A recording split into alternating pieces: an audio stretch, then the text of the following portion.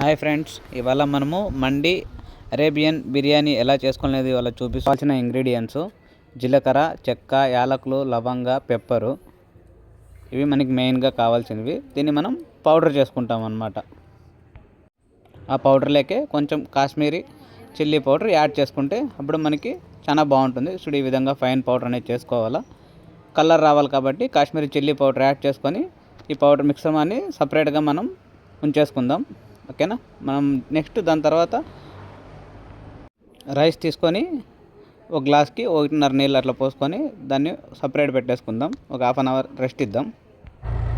మనం ఇందాక పౌడర్ చేసుకున్నాం కదా, దాంట్లో కొంచెం లెమను, కొంచెం Kashmiri chilli powder, oil add చేసుకొని బాగా పేస్ట్ లాగా చేసుకొని దాన్ని అప్లై చేయాలన్నమాట. ఇది అప్లై చేసి దీన్ని ఒక 1/2 అవర్ మనం దీనికి రెస్ట్ వదిలేసి అప్పుడేమంటే దాని మసాలా మొత్తం దానికి పట్టుతాయన్నమాట. ఇట్లా ఒక సైడ్కి ఉంచేసుకోండి ఒక 1/2 అవర్ చేసి. నెక్స్ట్ మనం దీంట్లో ఎలా బాయిల్ చేయాలనేది చూద్దాము. ఒక ఇడ్లీ కడాయి తీసుకొని దాంట్లో ఒక 1/4 భాగం నీళ్ళు పోసుకొని దాని మీద మనకి ప్లేట్స్ ఇచ్చింటారు కదా, ఇడ్లీ ప్లేట్స్, దాన్ని వేసేసి దానికి నూనె అప్లై చేసి ఇందాక మనం రెస్ట్ ఇచ్చాం కదా ఆ చికెన్ అనేది దీంట్లో మనము యాడ్ చేసుకోవాలన్నమాట. లెగ్ పీస్ని యాడ్ చేసుకుంటే ఆ స్టీమ్కి బాగా ఉడుకుతుంది అనమాట. నీళ్ళు కూడా బాగా ఉడికిన తర్వాతనే మనము ఈ లెగ్ పీస్లు తీసుకొని యాడ్ చేసుకోవాలి. అప్పుడేమంటే తొందరగా ఉడుకుతుంది. ఒక 10 నిమిషాలు మనము ఉడకడానికి వదలాలన్నమాట.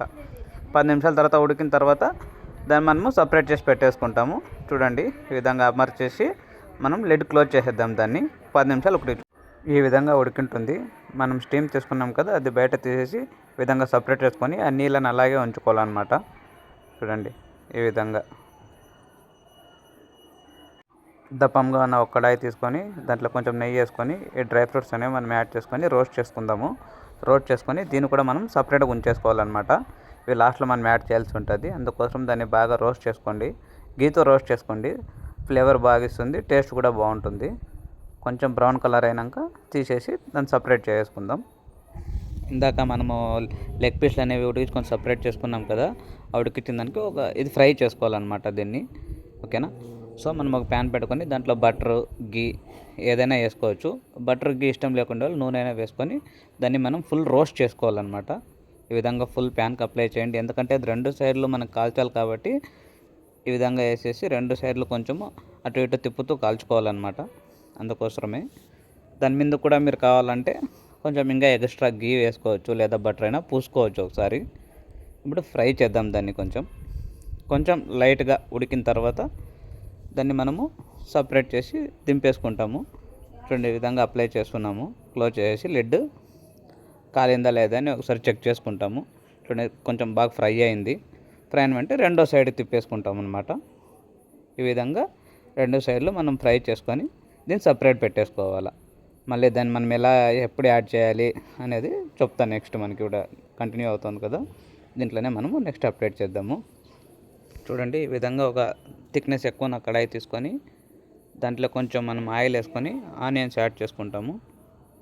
యాడ్ చేసుకున్నాక అది కొంచెం ఫ్రై చేసుకోవాలా. లైట్గా ఫ్రై చేసుకోవాలి, ఎక్కువ ఫ్రై చేసుకోకూడదు. మనం బిర్యానీ చేసుకున్నట్లా లైట్గా ఫ్రై చేసుకొని దాంట్లో కొంచెం అల్లం వెల్లుల్లి పేస్ట్ వేసుకొని లైట్గా రోస్ట్ చేసుకుంటూ ఉండండి. మనకి ఫుల్ కలర్ రావాల్సిన అవసరం లేదు. దీంట్లో కొంచెం మీడియంగా అది ఫ్రై అయితే చాలు. దాంట్లోకి మనం నెక్స్ట్ కారం పొడి కొంచెం, పసుపు కొంచెం, గరం మసాలా యాడ్ చేసుకుంటాము. ఎందుకంటే మనము రైస్లో ఎక్కువ అవి ఉడికించిన నీళ్ళతో మాత్రమే పోసుకుంటాం కాబట్టి ఎక్స్ట్రా నీళ్ళు పోసుకోము దీనికి. సో అందుకోసమని ఇది కొంచెం యాడ్ చేసుకుంటే టేస్ట్ అనేది బాగుంటుంది. సో అందుకోసం ఇవన్నీ యాడ్ చేసుకొని అట్లా ఫ్రై చేసుకోండి. గరం మసాలా వేస్తా ఉన్నాను.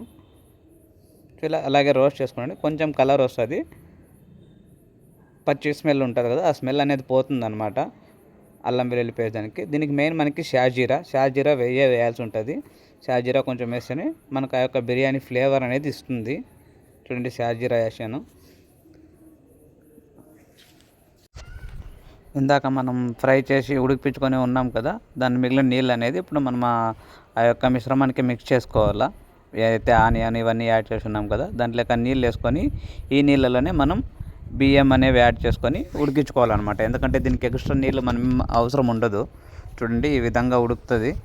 ఈ టైంలో మనము దాంట్లోకి రైస్ అనేది యాడ్ చేసుకోవాలన్నమాట. ఇందాక మనం ఒక 1/2 అవర్ రెస్ట్కి ఉంచాం కదా రైస్ అనేది, ఆ రైస్ని దీంట్లో యాడ్ చేసుకోవాలి. యాడ్ చేసుకొని కొంచెం ఒక 60% 70% ఉడకగానే దాని మీద మనము మిగిలిండే దమ్ కట్టేసి చేసుకునే ప్రాసెస్ ఉంటుంది.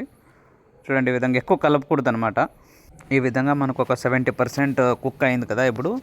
సో ఈ టైంలో మనం ఇందాక ఫ్రై చేసి పక్కన పెట్టుకున్నాం కదా లెగ్ పీస్లు, అవి యాడ్ చేసుకోవాలి. యాడ్ చేసుకొని మనము దమ్కి ప్రిపేర్ చేసుకోవాలన్నమాట.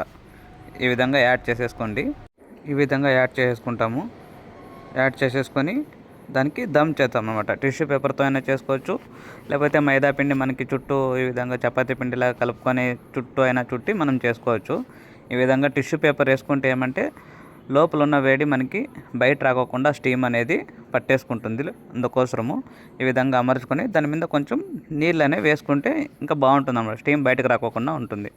సో ఈ విధంగా కొంచెం వాటర్ అనేది దాని మీద చల్లుకొని ఇప్పుడు మనం దీన్ని స్టీమ్కి వదిలేద్దాము. హై ఫ్లేమ్ మీద ఒక 10 నిమిషాలు మనము ఉడికించుకోవాలన్నమాట. దాని తర్వాత లో ఫ్లేమ్లో ఒక 2-3 నిమిషాలు చాలు. దీని మీద బరువుగా ఏదైనా ఒక కుక్కర్ కానీ ఇట్లా యాడ్ చేసి పెట్టేయండి. 10 నిమిషాలు బాగా వెయిట్ చేయండి. దమ్ అనేది తీసేసామన్నమాట. సో దాని తర్వాత మీరు దమ్ అయిపోయిన తర్వాతనే గీ అనేది యాడ్ చేసుకోండి. ఎందుకంటే మనకి లాస్ట్లో యాడ్ చేస్తేనే ఎప్పుడైనా కానీ గీది ఫ్లేవర్ అనేది మనకు పడుతుంది. ఓకేనా? ఈ విధంగా యాడ్ చేసేసుకొని దాని మీద డ్రై ఫ్రూట్స్ అన్నీ వేసుకుంటే మన యొక్క అరేబియన్ మండి బిర్యానీ రెడీ. చూడండి, ఈ విధంగా సర్వ్ చేసుకోండి.